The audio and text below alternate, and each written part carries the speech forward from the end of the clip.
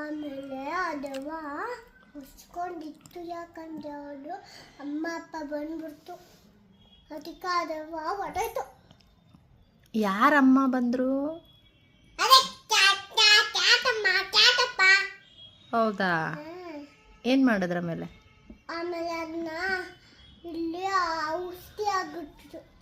ಔಷಧಿ ಯಾಕೆ? ಯಾಕಂದ್ರೆ ಅದು ಅದವ ಪಡಿಸಲ್ಲ, ಹಿಂಗೆ ಪಚ್ತಾ?